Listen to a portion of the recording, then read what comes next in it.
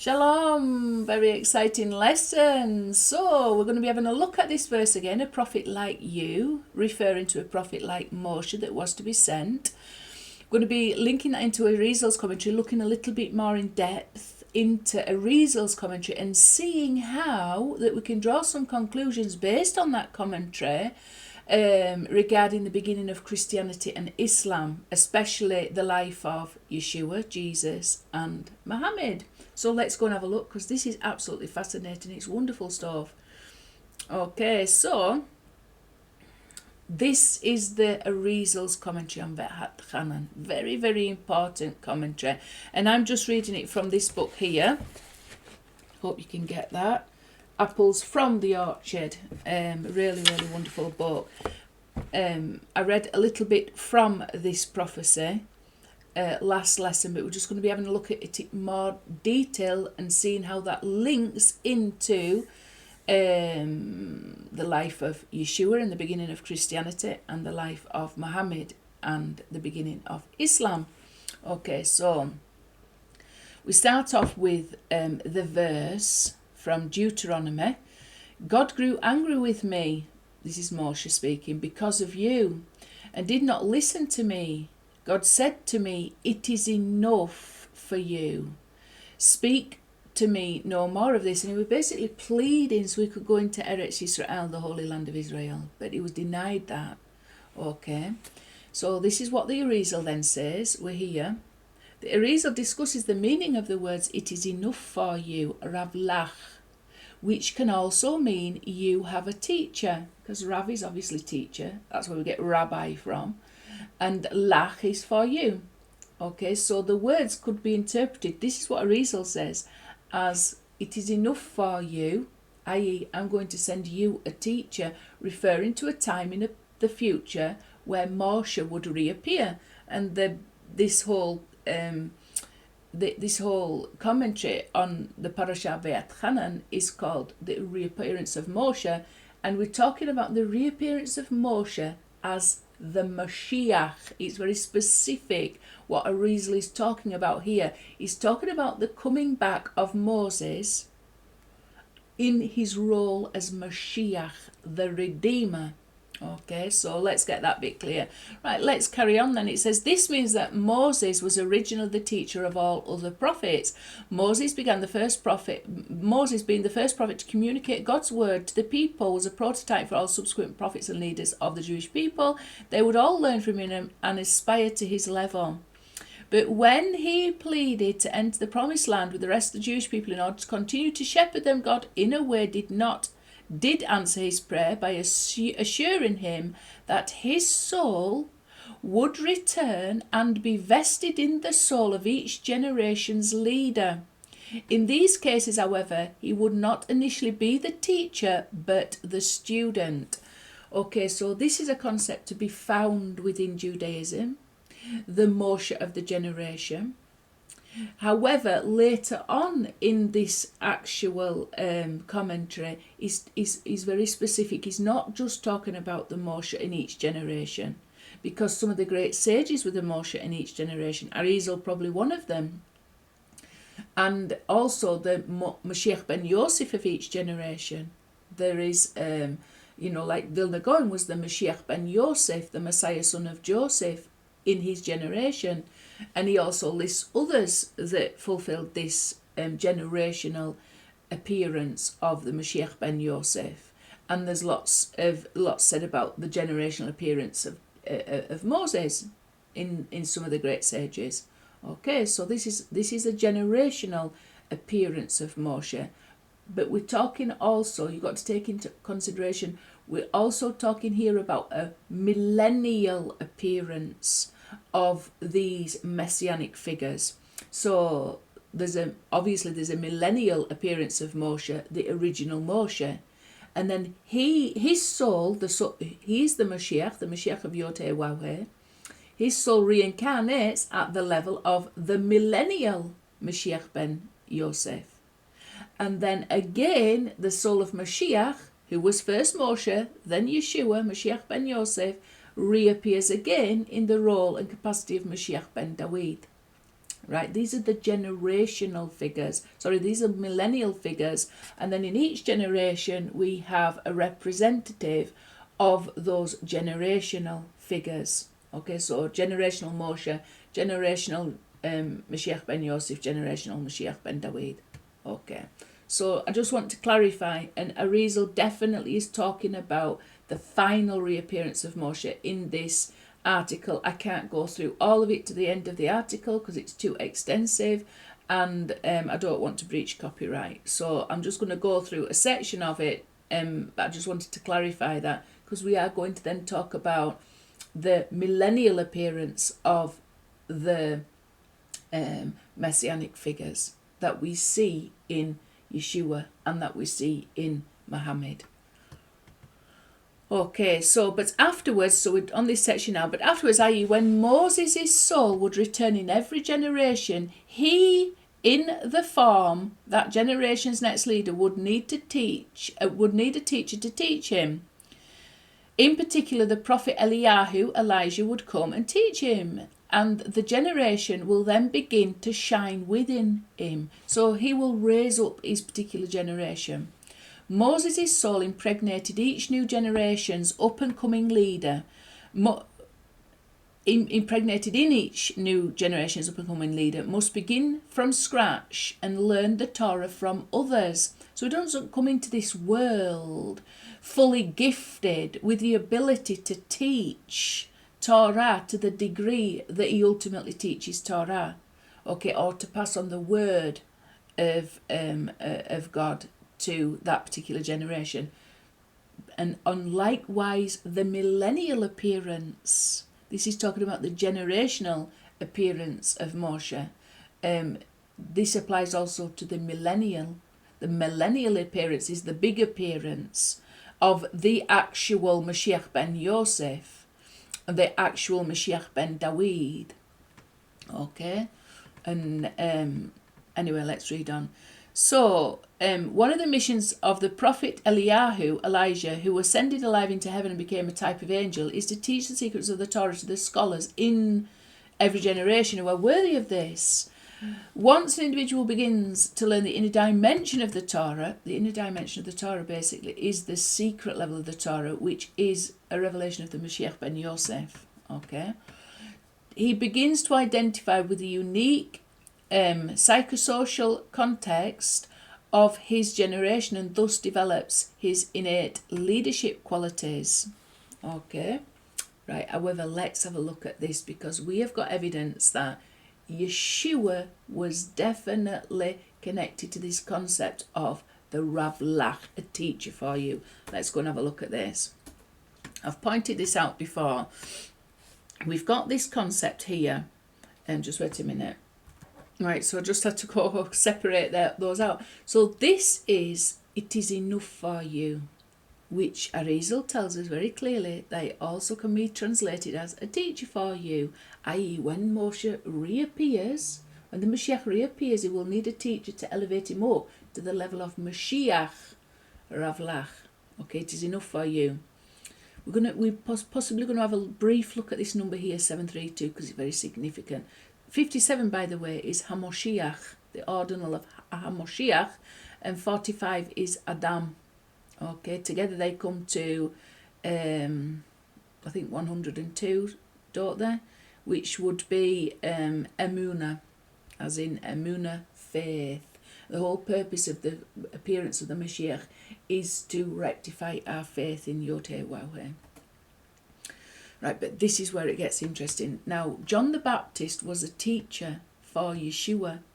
Yeshua, we can presume, was not at, when he first came, was not at the level of the Mashiach ben Yosef. You've got to understand what the Mashiach ben Yosef is. The soul level of Mashiach ben Yosef is the highest incarnation of any soul ever. He is unique in this. Mashiach ben Yosef is unique. He is and he's called the Yechida, and his soul level is the Yechida, the unique one. Okay.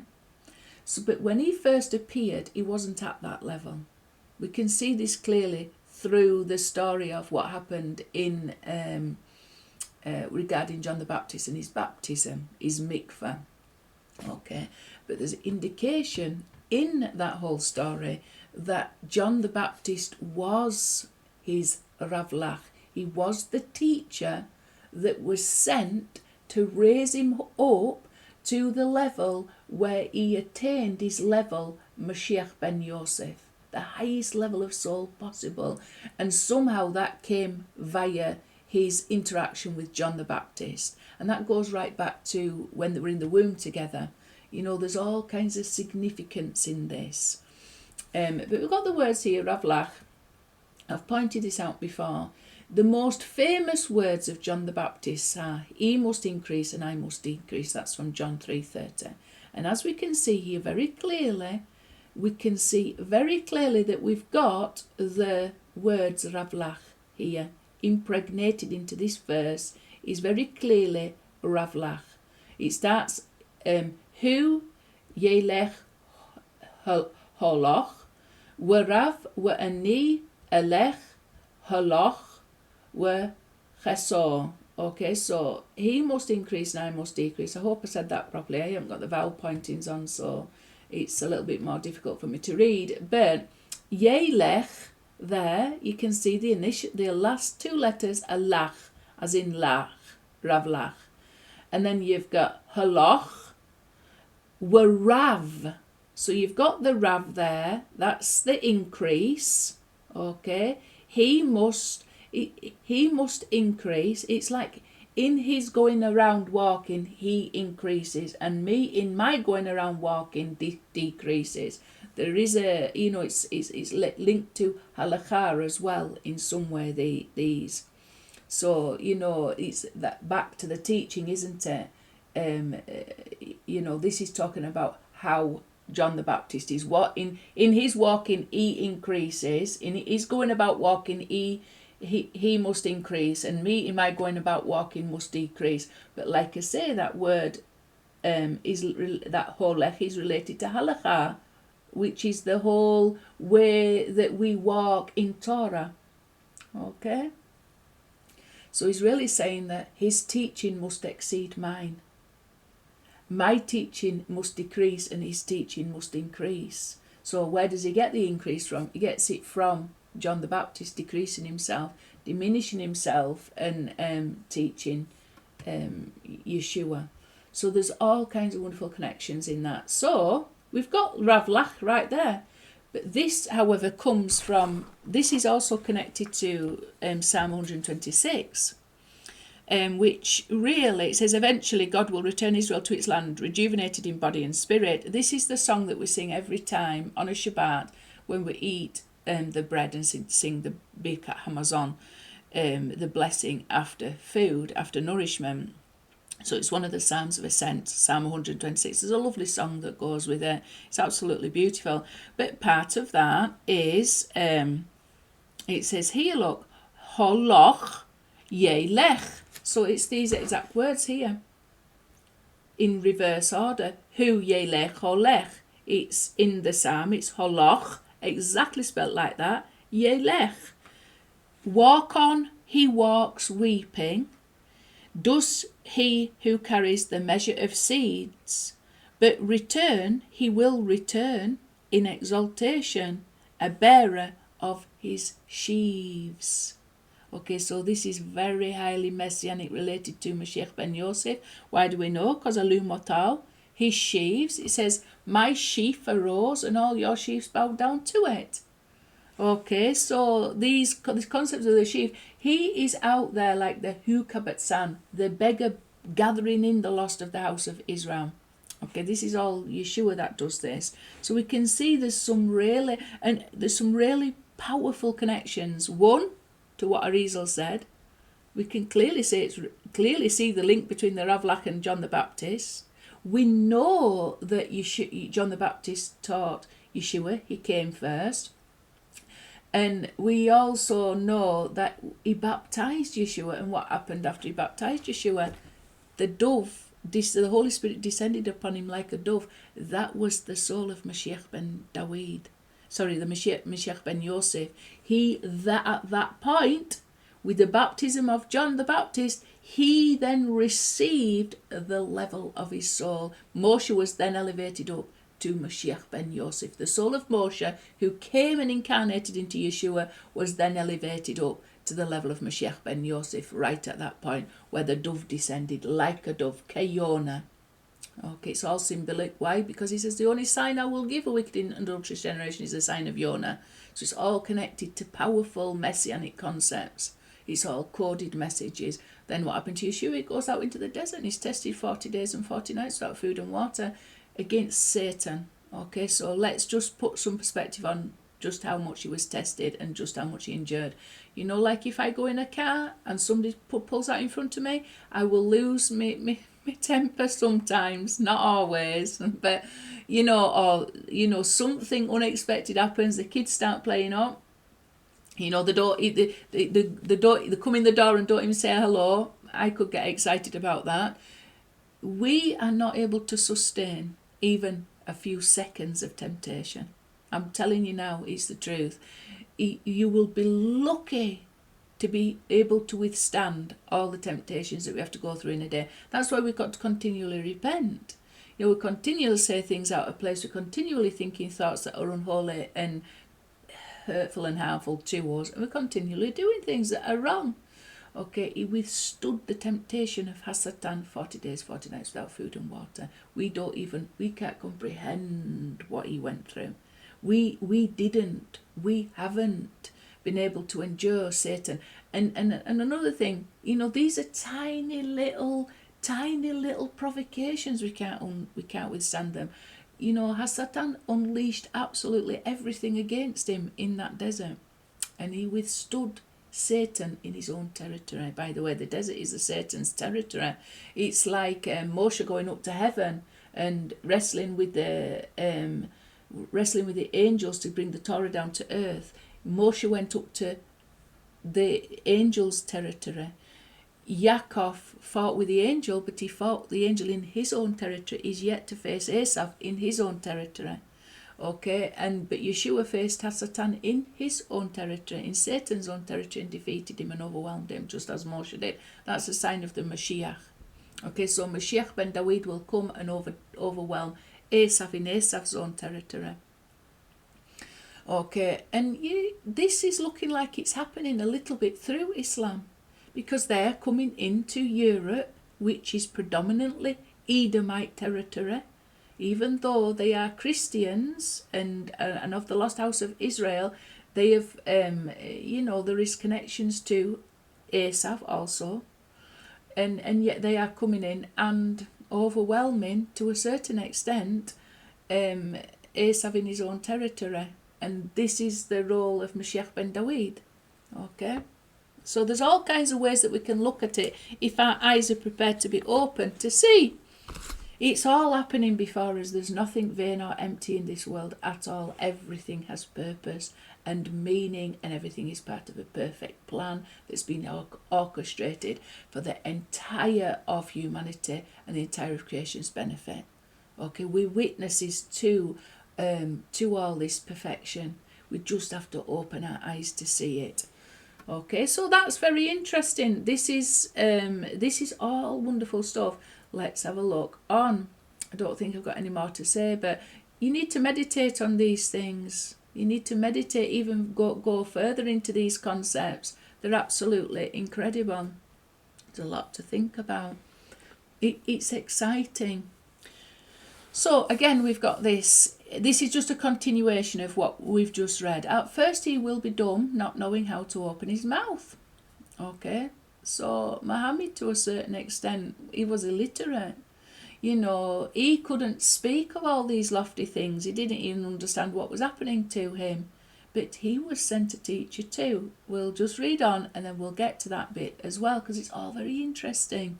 It's all very interesting. We need to start to contemplate all these things now. This is the time to contemplate them, and to figure them out, because when we start to contemplate and we start to reveal the truth, and we know that the Torah is perfect and it's been revealing to us this perfection, but we haven't always been able to see it, when everything that's happening in the world outside is written of and spoken about in the Torah first, it only increases our emuna and bitachon in Yotewahwe, our faith and trust in Yotewahwe. So it's very beneficial for us to do this, okay, because it's a great rectification to develop our trust and faith in Yotewahwe. It's the only rectification that we really need to go through. So, at first he will be dumb, not knowing how to open his mouth.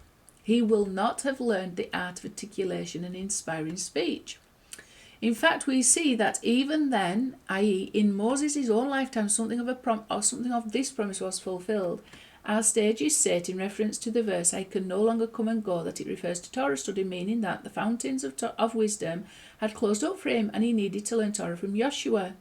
On the day of his death, Moshe told the people, "I am 120 years old today, I can no longer come and go. God told me, you shall not cross this Jordan River. God will go before you," i.e. the Jewish people. "He will annihilate these nations before you and drive them out. Joshua will lead you, as God has said." This is an additional meaning of the words, "you have a teacher," that you already have a teacher, namely Joshua. Thus, these words spoken on the 1st of Shivat in the last years of Moshe's life look ahead 37 days to the 7th of Adar, the last day of his life, when the divine inspiration necessary to teach the Torah to the Jewish people would be transferred from him to Joshua. This, of course, in addition to their promise that Moshe's soul would return to lead the Jewish people in each generation, and in so doing would need to be taught first by another teacher. So you've got to understand, the Moshe of the generation primarily comes for the Jewish people. But by the time Yeshua came, the house had been split in two. Okay, so the lost house of Yosef had become separated from the teacher, from the Torah, and they'd be separated from the words of Moshe. So they ended up receiving a teaching from Yeshua. This is primarily to the lost house of Yosef. It was a revelation ultimately of the name of Yotewahwe at the higher level of his name. The name from above, or the name at the level of Keter, the name revealed at the level of Yechida, a much more merciful level, because there was without merit, according to the letter of the Torah of Moshe. Okay, so they needed a new covenant, they needed to be drawn close in a new way, and that way was through Yeshua HaMashiach. Okay. And it's all glorious stuff. Right, so let's talk now about Muhammad. Because Muhammad also he wasn't able to articulate the things that he was receiving. And Yotewahwe sent him a teacher also. And let's go and have a look at who Muhammad's teacher actually was. Okay, when I'm going to be saying this, there are some debates regarding the whole concept of Muhammad to be found within Islam. Okay, I'm not going to go over those now. I'm just going to talk about a historical man called Muhammad that was taught by another historical figure. We're going to be having a look at his teacher now and seeing how this is connected to what the Arizal said and how this is connected to what is written in the Torah itself. Okay, so Waraka ibn Nofal, who first taught Muhammad, embraced the religion of Moshe. He became Jewish, basically converted to Judaism, before then switching to Nosrania. Nosrani is a sect of Christianity. Okay, it's a sect that probably comes from the line of James the Just, as opposed to Pauline, the Pauline line. Okay, through the Apostle Paul, which is mainly directed towards the Gentiles, or the lost house of Israel within the Gentiles. Okay, so there's two different branches of Christianity. There's the one that is based on James the Just, that's been more exposed to the historical Jesus, the Jesus that actually came, Yeshua, who actually came and lived as a man. So James the Just was obviously more exposed to Yeshua because he was his brother. And then you've got like Peter and John, who were also in that camp.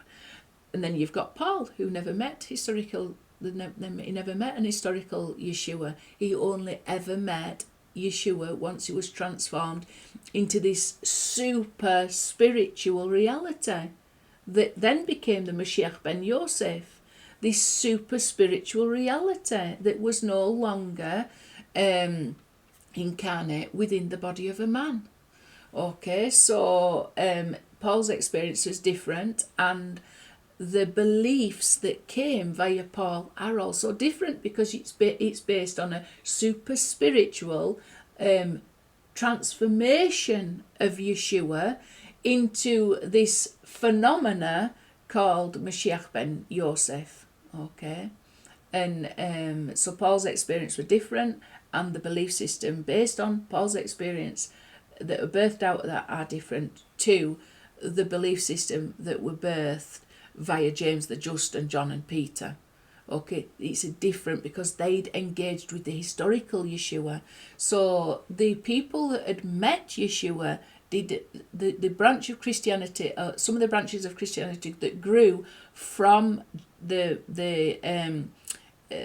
church of James the Just and Paul and John and Peter, were based on Yeshua being a man, and they denied the divinity because they'd not experienced it. Paul had experienced the divinity. He'd experienced this super spiritual reality, this transformation into this massive power, supernatural power that is now Yeshua in this world. Mashiach ben Yosef is no longer incarnate.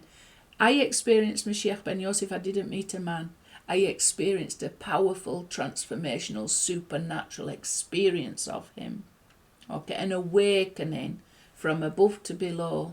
Okay, so I experienced the things that Paul talks about, but I never met Yeshua historically, but I can understand where Peter and John and James are coming from. Okay, because they met him historically.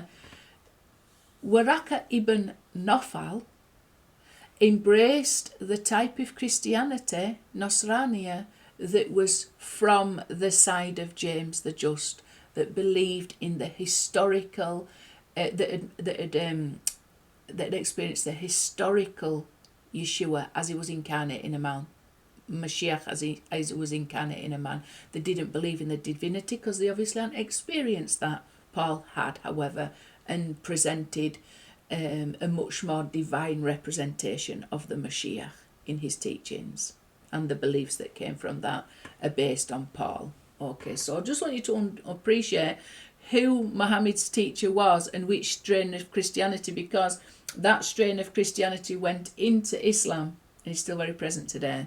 Okay, so Waraka ibn Nofal was a relative of Muhammad, who first taught Muhammad. He first declared that he was a prophet. Okay, this was the man that first declared that he was a prophet, a true prophet. We're talking here about the prophet that has to be, the prophet that will come like Moshe. And it was this man. Okay, so he was a Jew. He'd converted to Judaism, and then he'd switched to Nasrania, and that particular Jewish Christianity, very Jewish Christianity, as opposed to Gentile Christianity through Paul.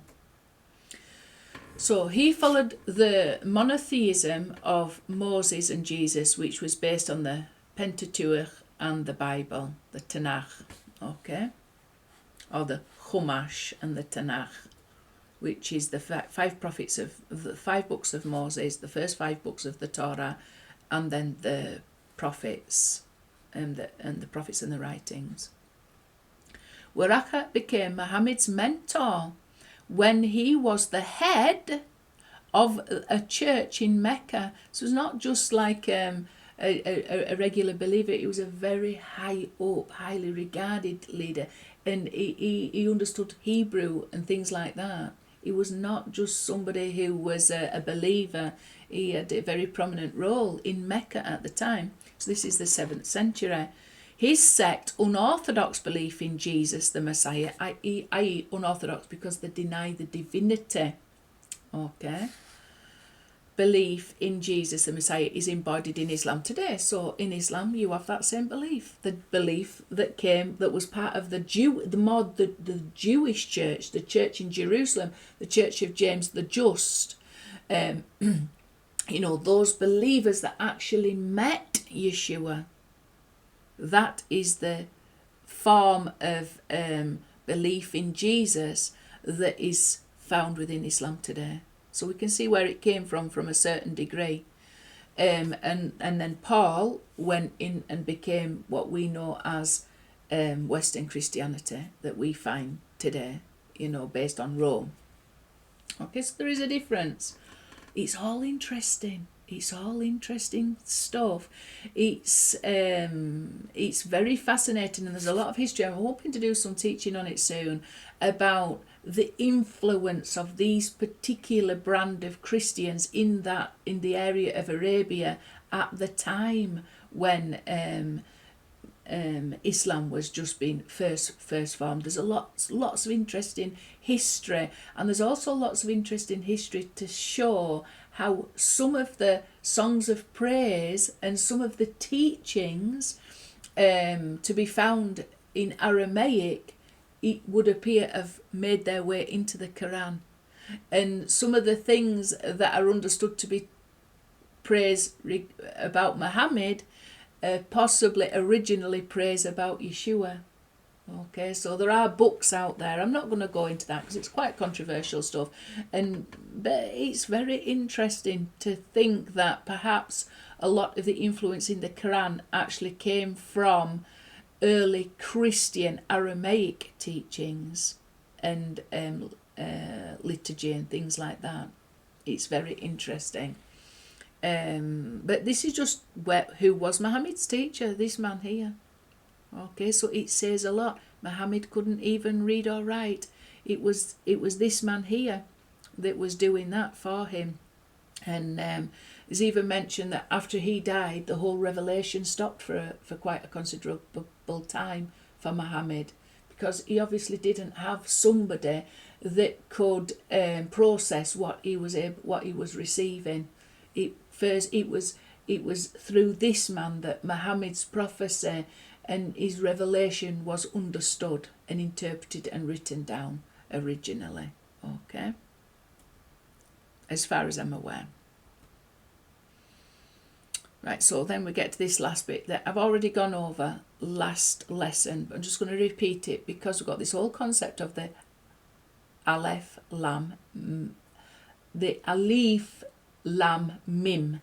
These three initial letters that are beginning some surahs within the Quran that nobody really has a great understanding of what they actually mean. However, from this commentary we can see there's a massive connection, because these are the letters Aleph, Lamed, Mem, and they spell dumb. And what was, you could say that Muhammad was in a state of dumbness, but it was prophesied that the Mashiach would be. That the soul of the Mashiach, when he incarnated again, I know that Muhammad is not called the Messiah, okay, but there is definite connections to the concept of Muhammad, and a concept to be found, a messianic concept to be found within the teachings of the Tanakh called the Mahmed, and this is related to the concept of the Messiah. Okay, so there is connections. I can't go over that in this particular lesson, but it's the name Muhammad most likely is connected to the word Mahmed, the praised one, which are the desirable one, and this is definitely a very powerful messianic term, reference to the Messiah. It's found in Song of Songs. Okay, so I'm not going to go through that in this lesson because I've done a whole analysis on that, and I would like to do another lesson on it. So you've got these three letters. I'll just read it out and then I'll try and go over a little bit further. This is alluded to in the verse, I will raise a prophet like you for them from amongst their brethren. The initials of the words for I will raise for them from amongst spell the word for dumb. So this is talking about, like what Arizal said, they will not be able to communicate properly that they've received. They need a teacher to elevate them up to the level of Mashiach, and then they will be able to. So look what happened to John the Baptist. He was then killed, and then the ministry of Yeshua really took off. And something similar happened to, let's just go back, get his name again, Waracha ibn Nofal, he died, and then the revelation stopped for a while, and then it started again. So obviously we can see that Muhammad had gone through some kind of transformation and been elevated up himself to be able to continue that revelation. He was no longer in a state of being dumb and needing a teacher. He had then become somebody who was able to communicate this revelation and understand the revelation for himself, I presume. Okay? He was able to communicate for himself.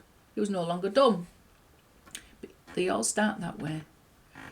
Okay? I will raise for them from amongst Akim, Lehem, Mikerev. The initial letters are Aleph, Lamed, Mem, which is the same as these three mystical letters written in the Quran. Alif, Lam, Mim, which spell dumb. Elim, the word for dumb.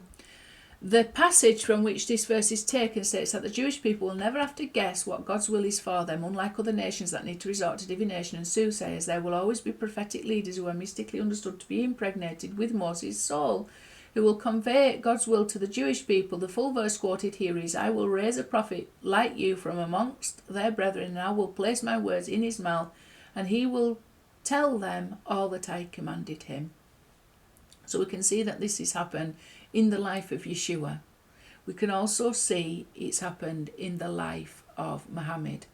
Okay, so in this context, this is a Jewish book written for Jewish people, and it's very specific to their role that they have to play. But you can take what is written here and apply it to the rest of the big events that have been happening that we can trace back to the Torah, like the appearance of Christianity and the prophet like Moshe within Christianity, Yeshua, and him being a reappearance from the Mashiach ben Yosef, and then Muhammad, and connect that to the concept of Mashiach ben Dawid, the Mahmed, the desirable one, and the teachings that he received there. And obviously these teachings, it's like we can see there's been human intervention. We can see, you can even see from the Torah, it's revealed that there would need to be some kind of human intervention in order for the teachings and the sayings of the Messiah, the reappearance of Moses, to be elevated up to a level where we're able to understand those teachings and to be able to receive them. So we can see that has even occurred, and it would seem even that there's an element of work in progress regarding the teachings that continued even after the death of Yeshua and the death of Muhammad. Okay, so I'm not able to go too into depth in those concepts, but it does seem that there's been some organisation of those teachings that were received via Yeshua and via Muhammad, and men have been involved in that as well. Okay, so I said we will go and have a quick look, I think, at what we were looking at, the Ravlach. Let me just go back. I think I said I would have a look at this number here, Ravlach. It is enough for you. It's only because it's a very significant number, and it's only because that is there is Hamoshiach. So we know that Hamoshiach is the one that needs the Ravlach. We're told quite clearly. Let's just go through these now. And I'm not going to go through this because I'm not planned to do it. I'm just going to quickly show it and then just point out. If you want to pause that and read it, you'll see how significant this whole concept of the Ravlach is. Bearing in mind that the Mispah Gadol of Ravlach is 732. So it's all connected to the truth. It's all connected to the spirit of truth. Okay, as well. And it's the truth that sets us free, and it's the truth that ultimately overpowers the lies and delusion of Esav, that overpowers the nations. Okay, so we need a teacher that is able to teach and transmit to. The Mashiach needed a teacher so that the Mashiach would then be in a position to transmit the truth. Okay, so the power of truth is very important when it comes to the concept of the Ravlach, because the Gematria points this out. There's lots of mysteries involved in this as well, that's pointing to us clearly who these messianic figures that needed the Ravlach may be. So truth will sprout from the earth and righteousness will look down from heaven. Psalm 85:12. It's got a Mispah Gadol of 366, two of which is 732, the same as Ravlach. So no, it's connected to truth. Okay, this is even the initial letters here. Emeth, me'eretz, titzmach. Titzmach is a messianic term. It's tzemech, the righteous branch. Okay, and this is a messianic level that we need to get to. Where the branch is continually growing, evergreen, ever flourishing, continual growth. No more death, no more descent, just continual growth. And that's messianic states of consciousness. You can see the initial letters here. Emeth, me'eretz, titzmach, spell emeth. Aleph, mem, tav, emeth. Aleph, mem, tav, emeth. Aleph, mem, tav. Truth will sprout from the earth. It's all very highly messianic stuff. And then we've got this one. Why, O Lord, do you abandon my soul? Do you hide your countenance from me? I think this comes up later when we start to analyse the gematria of the actual verse, a prophet like you. So we can see that 732. Where do we get that from? We get that from the regular ordinal and the mispagdol ordinal added together, come to 732. Okay, which is the same as Ravlach. And this is a very mystical verse. I can't go into it now because I only wanted to go through it briefly, but I think it comes back later anyway. And then We'emeth, one of the 13 attributes of mercy and truth, 732. This is one of the 13 attributes of mercy that were communicated to Moshe when he's in the cleft of the rock, and the spirit of the Lord passed by. Yod-Heh-Wah-Weh passed him by. I was only able to see him from the back. So We'emeth is one of the 13 attributes of mercy revealed within the letter of the Torah, but in the higher level it's called give truth to Yaakov, titain emeth li Yaakov. Okay, then we've got Sarach. Sarach, this is the way Sarach bat Asher is, her name is written in the Zohar. Okay, Sarach, and it's exactly the same as the overhanging curtain. It's spelled exactly the same, the overhanging curtain in the Mishkan. And the sages say that her name is related to the excessive overhang of the curtain in the Mishkan, because she lived an excessively long life, and I've talked about that a lot in teachings. The square ordinal plus the ordinal is 732, so it's connected back to Ravlach. She is a teacher as well. She's the capacity of the teacher. She showed Moshe where the bones of Moses, bones of Yeshua, bones of Yosef was, and she's a very important, significant figure in revealing the truth. Od Yosef Chai. She was the one who told Yaakov Yosef is still alive. This is the truth that then empowers Yaakov. Okay, empowers Yisrael, brings him back to life. Od Yosef Chai. Yosef is still alive, and through that revelation we see the perfection of Yod-Heh-Wah-Weh. So it's really through that truth about Yosef still being alive, Yeshua, Mashiach ben Yosef still being alive, it's through that we see the perfection of Yod-Heh-Wah-Weh revealed.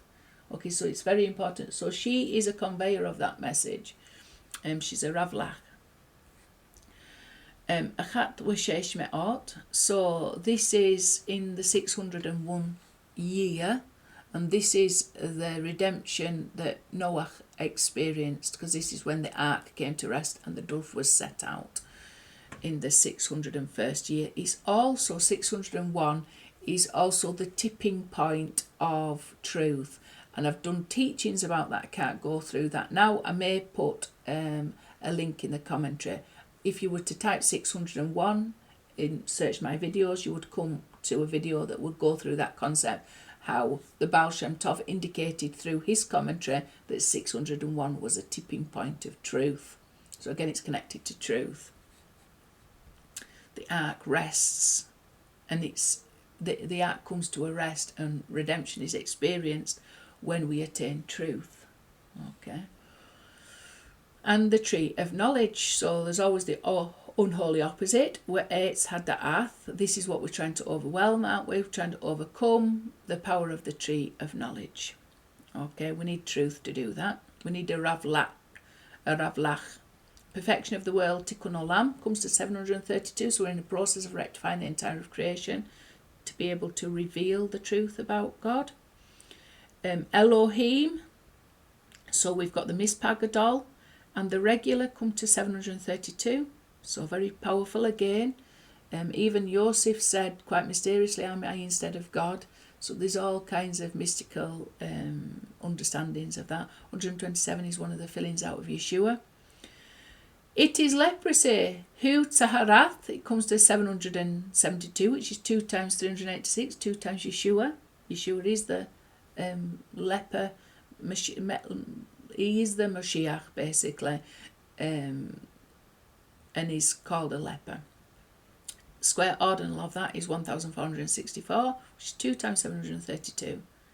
Okay, so pointing to all this. Sefer Yod He Waw He, 366, and the Zohar points out that in this particular verse, which mentions the Sefer Yod He Waw He, the book of Yod He Waw He, in that verse is all the understanding regarding the exile to which we've been exiled, and then all the answers to our redemption, how we're going to get out redemption. I've gone through that quite a few times in my teachings.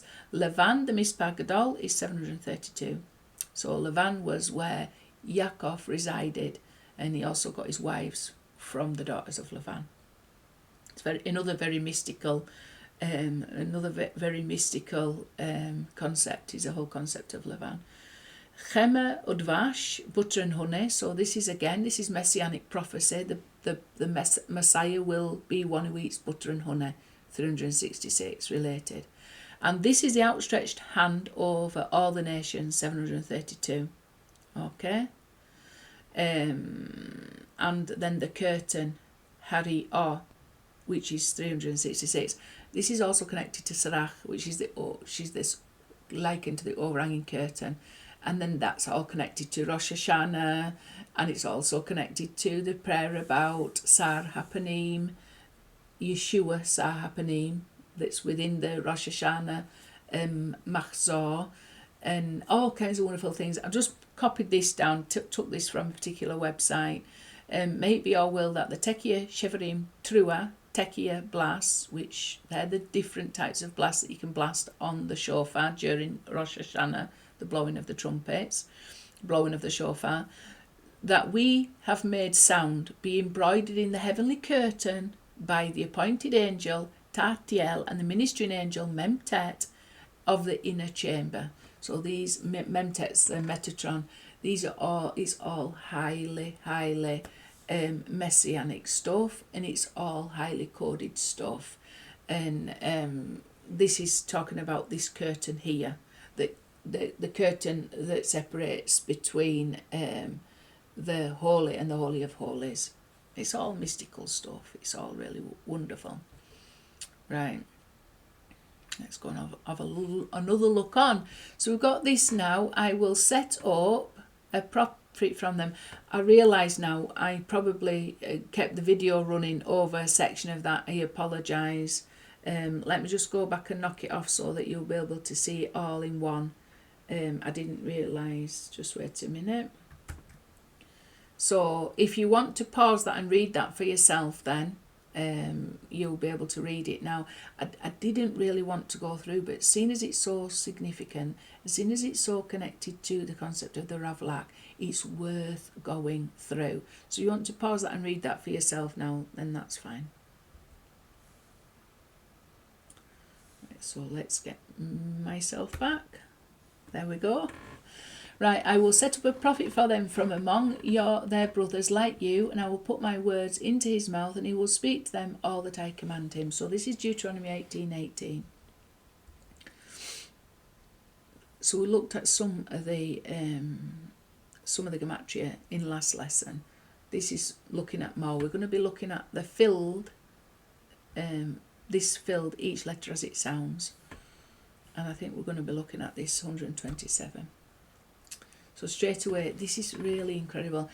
You've got basically 5 aspects to the concept of Mashiach. These are the 5 strong petals that surround the 13 petal rose. It's also the 5 fingers of the cup of blessing, or the cup of salvation. Okay. The ordinal of all the 5 concepts of the Mashiach that you find repeatedly whenever you're trying to analyse anything to do with the concept of Mashiach, these are 5 aspects that come up repeatedly. They represent the 5 aspects of the name Yod He Wahweh. The tip of the Yod, the body of the Yod, the He, the Vav and the He. Okay, so Mashiach ben Yosef, highest incarnation of the soul of Mashiach. It was Yeshua. He's an ordinal of 116. Mashiach ben Dawid, this is Mashiach ben Dawid rectified when it's got the additional Yod. He's got the wisdom that was hidden in the darkness of exile. That comes to 92. Moshe, another big aspect of the Mashiach. He is the Mashiach of Yod He Wahweh, 39. Yaakov corrected with the additional Vav of truth, Od Yosef Chai. That comes to 53, exactly the same as Yeshua.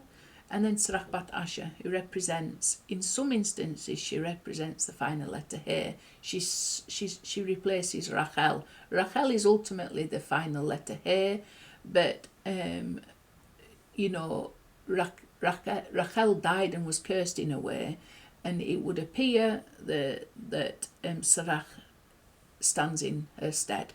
Okay, and Serach was the one who actually revived Yaakov via Yosef. Okay, so it's all wonderful. The Mashiach is the rectification of the divine feminine. We can even see that here, that all these together, if you add the regular up, 13 times 157, 157 is Nukva, female, like male and female, he created them. But 349 is the overall ordinal for all 5 aspects of the Mashiach. The cup of salvation, the fingers that hold the cup of salvation, the 5 strong leaves that surround the 13 petals. Okay, so we've got that connection to the filled of I will set up for them from amongst. It's all to do with the Mashiach and the coming of the Mashiach and the reappearance of Moshe as in his capacity as Mashiach, first as Mashiach ben Yosef in the life of Yeshua, and then in Muhammad, okay, in the life Mashiach ben Dawid, in the life of Muhammad, the soul of Mashiach reappeared. Okay, got this incredible concept as well. It's really wonderful. You've got Sinai, and then you've got Sulam, the ladder. So you've got Mount Sinai, which the Torah was received on, or the name of Yod He Wah was revealed on, and then you've got the ladder, the Sulam. Metatron is likened to that ladder. Okay, so Metatron is it's a very complicated concept, really, but is the angel of the Lord that guides us basically through exile, but he's also the ladder that we must ascend, and it's basically and essentially the entire world of Yetzirah. We've got to get back to we've got to return to the place from which we fell. We fell from the world of Bria, the world of Eden. Eden is in Bria, okay, the world of Bria, and the ladder between heaven and earth represents in a way Yetzirah. So we've got to battle against those forces of exile, because the ladder, on the ladder there was angels ascending and descending, and these were the angels of exile. So we've got to battle against all the forces of exile, and we've got to really get to the top of the ladder. At the top of the ladder is Yeshua Saham Panim, Yeshua, the Prince of the Face, and he represents us being in a relationship with Yod He Wahweh face to face. We obviously cannot see Yod He Wahweh face to face, we would die, but he has a representation that allows us to be able to perceive Yod He Wahweh face to face, and that representation is Yeshua Sahapanim. He's at the top of the ladder. Is the name Yod He Wahweh that's at the top of the ladder. Okay, so the ladder is Metatron, the ladder is all the forces of exile that we've got to negotiate, it's all the world of Yetzirah.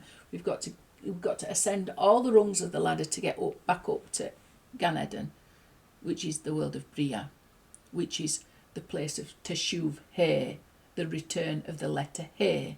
So the letter He, the last letter He, has fallen into exile, is devoid of the inner secret meanings of the Torah, so it's very diminished, needs to be infused with the truth of the inner meanings of the Torah. Od Yosef Chai, Yosef is still alive. The inner secret meanings of the Torah is the whole concept of Mashiach ben Yosef. And when she's elevated completely up, she sends the ladder. We get to the top of the ladder face to face with the name Yod-Heh-Wah-Weh. And that's the place where we should be ascended to.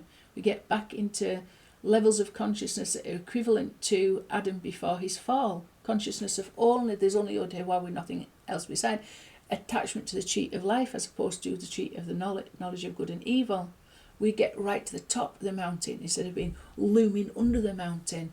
You know, when they received the Torah, it says that the children was at the bottom of the mountain. The Hebrew is that they was under the mountain. We've got to get to the top of the mountain. We've got to get to the top of the ladder. It's all at the top. It's not at the bottom, but we are at the bottom. We've got to ascend and make our way up.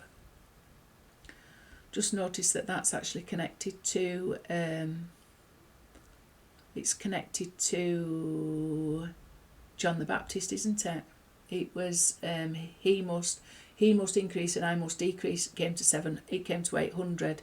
So there's a connection as well to that and the Ravlach, and the Ravlach being John the Baptist. Okay, because through John the Baptist teaching Yeshua, or with these teachings, through the teachings of Mashiach ben Yosef and through the teachings of Moshe, we're able to climb to the top of Sinai, get to the top of the mountain, we're able to climb to the top of the ladder. We're able to return home to where we belong. Okay, and that's essentially the entire world of Yetzirah, the entire world of formation. It comes to, if we take the ordinal and the regular, and the ordinal and the regular of Sulam, and the regular are both the same. Sinai and Sulam is both the same. It's only the ordinal that's different. But if we add up the regular and ordinal of both, it comes to 349. So we know that it's linked to the concept of the Mashiach. The Mashiach is that force that gets us to the top of the ladder. Okay, that represents the name that we are able to perceive once we do get to the top of the ladder. So you can see as well,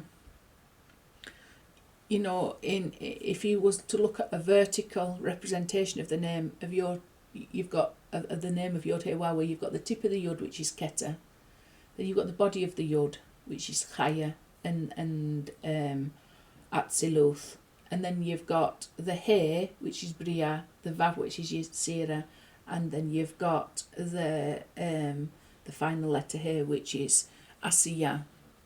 Okay, going back to that letter Vav being in Yetzirah, it's the truth, isn't it? The letter Vav represents the truth. The world of Yetzirah is represented by the letter Vav of the name Yod-Heh-Wah-Weh. It's all the concept also of the Son, you know, the Father, the Son, the Mother. And there's all kinds of, and it's also connected to Metatron. So there's a lot to detangle. There's a lot that we need to understand to get all the way up to that, all the way up that ladder, to climb all the way up that mountain, or get all the way up that ladder. Okay. It's one of the same thing. The King's Virgin Daughters, so that comes to 1,396, which is 4 times 349, connected to all this. The King's Virgin Daughters, by the way, are the ones that wear the Ketanet Pasim. Yaakov made Yosef a multicoloured coat. It's called a Ketanet Pasim. In the Tanakh, it also mentions that the King's Virgin Daughters, it was their like custom to wear the Ketanet Pasim. It's spelled exactly the same as it is written regarding Yosef. Okay, so the King's Virgin Daughters is very much connected to Yosef. That's what I'm trying to point out. And then you've got this. And the angel of the Lord said to her, this is how we've got connection to Yishmael. Behold, you will conceive and bear a son, and you shall name him Yishmael. Okay, so wonderful gematria in all this. Absolutely wonderful. 441 ordinal, by the way, is emet, truth. We just talked about the truth. We've got to have the truth in order to ascend the ladder, get to the top. So the fact that this is an ordinal of truth is something very significant in it for us.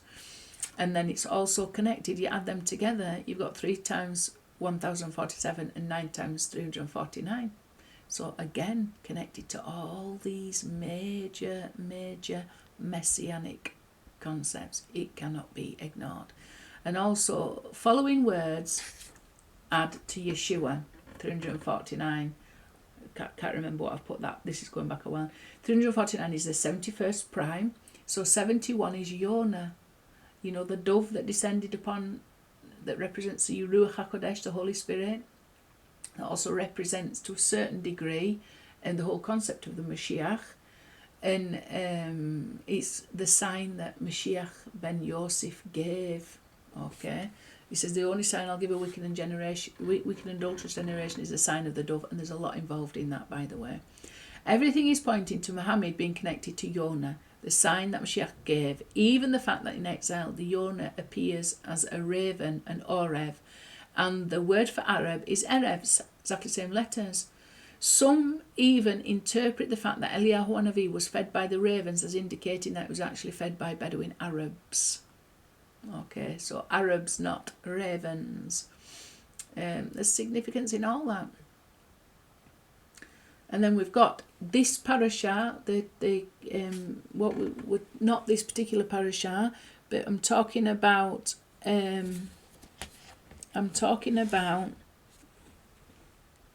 am I talking about now? I'm talking about the Arizal. The Arizal Commentary is a commentary on this parasha, the Atchanan. Okay, so if we look at the Mispar Gadol and the regular of Ve'at Chanan, it comes to exactly the same as I will set up for them from amongst the Aleph Lam Mim.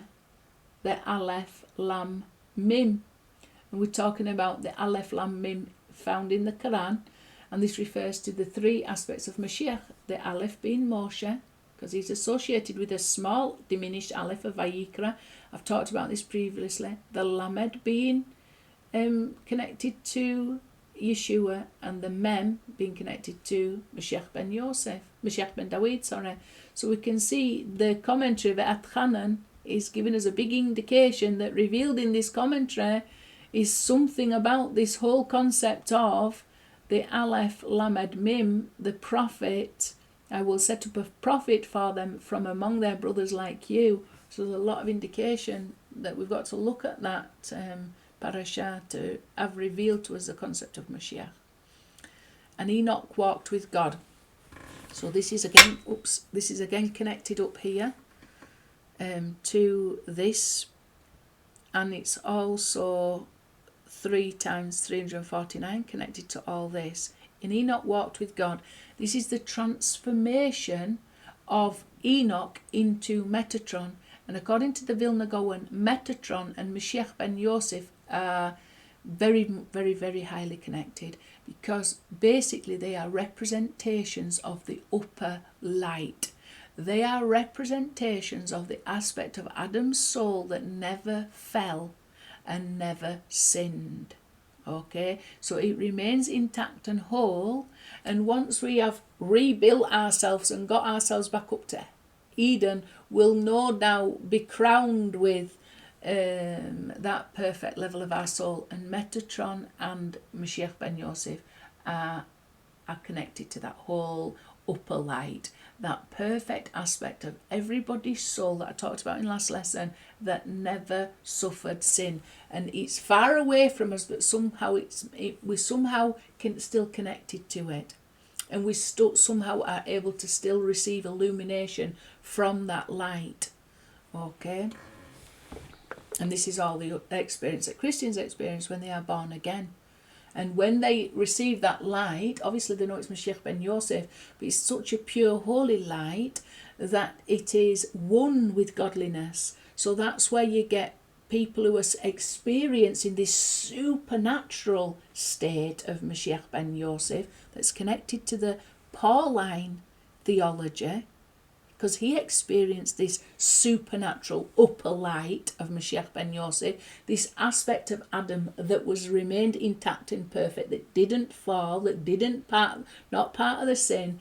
And when we are awakened to that, and that light is drawn down into our own soul, a spark of that light is drawn into our own soul, we know that is Yeshua, it's come via Yeshua, but then you get you get this concept that when you experience that light, you experience both Yeshua, and you also experience that this light is also Yod-Heh Waw-Heh.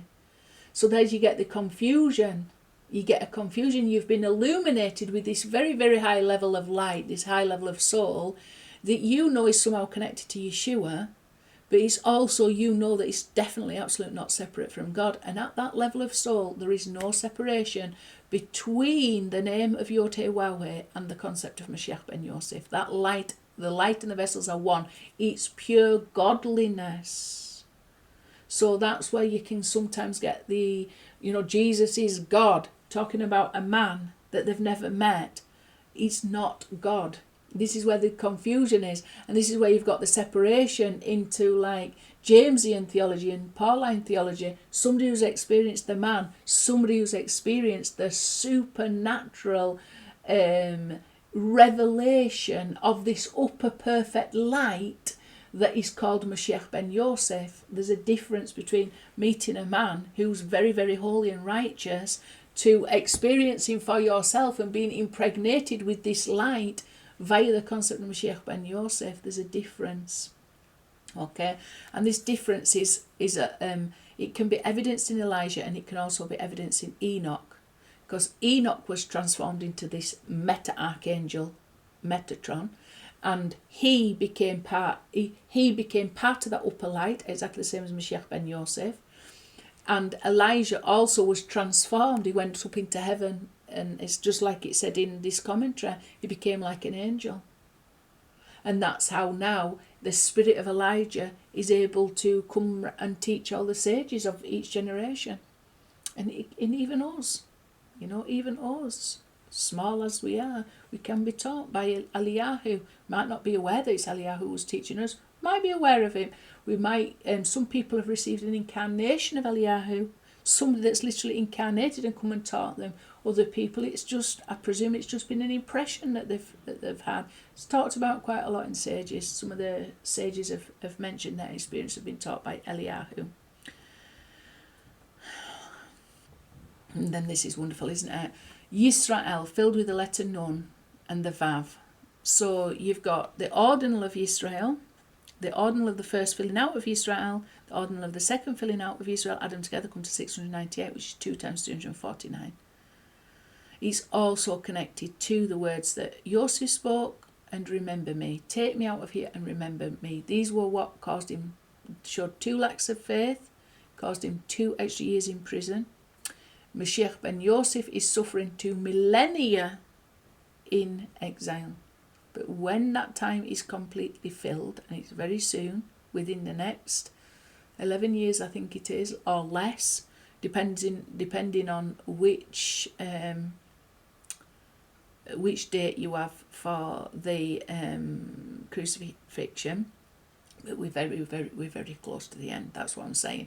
We're very close to the end where his time in exile will be over, because it parallels the 2 years that Joseph was extra in prison because he uttered 2 words that displayed a lack of faith. We are in this exile to rectify our faith in Yod-Heh-Wah-Heh, and also together in the lost house of Israel as one. So it's for an ultimate great salvation to get us all out of exile. 698 is connected to all this. Okay, I've decided that I'm going to end it here. There will be another lesson, some wonderful gematria still to come, the 127 and things like that. Some really, really wonderful stuff still to come. I think the 1688. It's all glorious. It's all absolutely wonderful. It all aligns up with what we can actually see that's happening in the real world that we've experienced. It helps to give us answers to some phenomena that's very confusing. It's all good. Please share and subscribe. And shalom.